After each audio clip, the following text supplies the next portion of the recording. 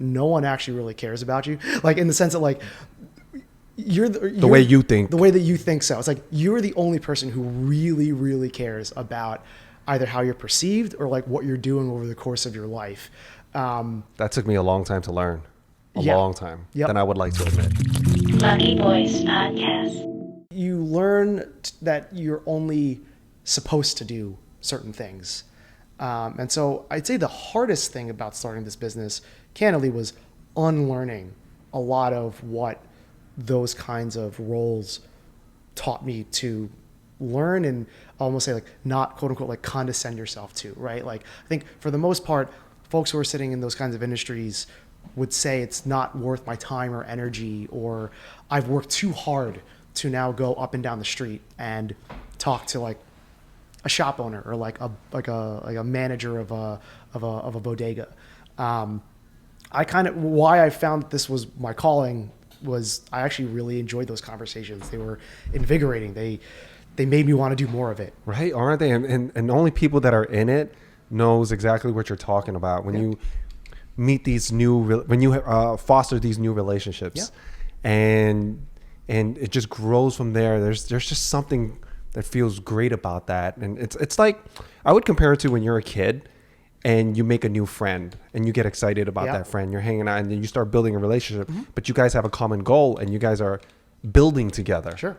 In a sense where it's a symbiotic relationship. I'm helping you and you're helping me. So I think that's a fantastic way to begin a relationship. Yeah. And I think to that point, I mean, to kind of put on that analogy, there are some folks, let's say, in those worlds for whom they're fine just having the friends they have. And like that's the world for them. That's awesome. Like I'm not actually trying to cast judgment on folks who take that path, but I think it's more of for folks who, because you brought up the archetype of a person who you feel like almost had like way more potential to do more. Right. And why don't they? It's they get a lot like the folks who are in that spot. I think it's because they get comfortable. That's it. Long story short, they get comfortable. Yeah.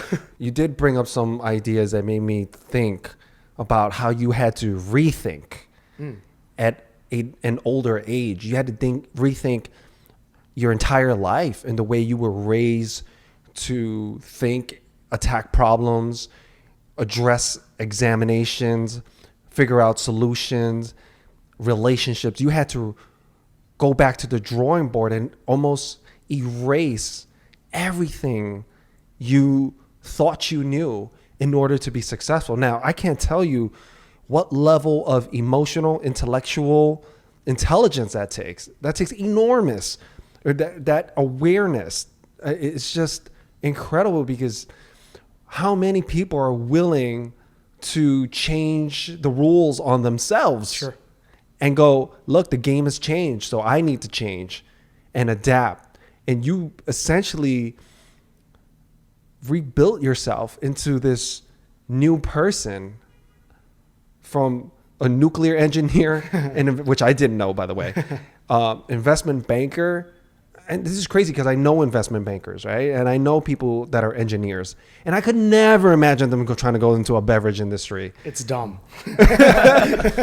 But, I mean, what was that tick where you go, yeah, I do need, what was it one day you were just watching an interview on YouTube with Elon and then you go, you know what? Yep, this is it right here. Sure. Like, what was that? I think, so the first part of that is what I was before, being comfortable saying it doesn't matter what I did before. It's kind of like who I am and who I want to be and what I want to do.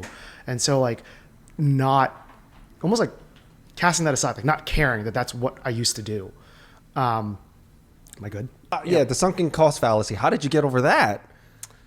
You make it seem so easy. Yeah. And here I am. If I invest so much time into something that I don't even want, I eventually pay for it anyway because I'm already here. Might as well just get something out of it. I mean, I guess it's like if you really want to take it all the way to its natural end, I have a pretty decent awareness of my mortality. It's like we only have one life that we're living here. And so, well, it's that, and also perhaps a bit of an earlier awareness that no one actually really cares about you. Like in the sense that like, you're the way you think. The way that you think so. It's like you're the only person who really, really cares about either how you're perceived or like what you're doing over the course of your life. That took me a long time to learn. A Yeah. long time. Yep. Than I would like to admit. Interesting. Yeah. How long? Oh my gosh. Like last week. Yeah, it took me a while. You know, it was when I had my first child. Cool. I for some reason the whole world started. I don't know, is it because I just decided that I never wanted to look at reality in the face. But as soon as I became a dad, I just started looking at the world for what it is, not what I think it is. And it kind of grew from there, and I started realizing what's important and what's not. And then I started evaluating all of my relationships. I did a internal audit. Sure. Of my friendships, my partnerships, my business relationships, and I cut out all of the fat, and I mean all of it. And that's why I said I did it later than I would like to admit, because when I did it, it was only then that I knew for sure that there was so much fat there that was holding me back in life. And since I became a father, when I made those changes, my life, I got more time, I got my health back, more clarity of thought, and my happiness levels just shot through the roof. And that's what I mean by getting rid of all the fat. You get rid of the toxicity, you get rid of all the negativity, you get rid of the people who aren't really on your team like you think they are. And if they're not, that's okay. But then you have to look at the relationships for what it is. Therefore, you won't have that frustration because there's that expectation of that someone. It may not be fair. Maybe that person never really wanted that relationship like that to begin with. Sure. And you have that relationship and expectation of them, and they just could never hit it because they just don't love you like that, or they don't think of you like that, to your point, right? And I had to look at it like, all right, do they love me like that? Do they think of me like that? And if it's no, it's fine. I just got to cut it off then. I got to look at the relationship for what it is. And those that love me like that, then we can get it on. You know, we can have a relationship. We could build together. We can have fun together, because I know that you're willing to put that energy in my life. And you're willing to work for our relationship, that it's not always going to be 80-20. It's not always going to be me calling you, hey, you want to come out? Sure. Hey, you want to do this? Hey, or if it's a business partnership, hey, is this done? Hey, is this there? Hey, I think all of this. What do you think? Hey, blah, blah, blah. And it's always me. And I think the people listening can completely understand, from either it's a relationship you have with a significant other, that you're the one that always outreaching, or friend. Sure. Or maybe even your siblings, your family members, or even your business partners, where you're the one, where you feel you are constantly having to corral everyone, and you're going 80 and they're going 20. And that's incredibly frustrating. So that's why I had to do this full audit in my life. And I tell you, I'm super happy. And you create space for other people to come and fill it. And they will come and fill it. As long as you go out there and put in the work, people will naturally magnetize to you. I mean, I would wonder, I'm not a father yet, but hopefully soon in the next couple of years.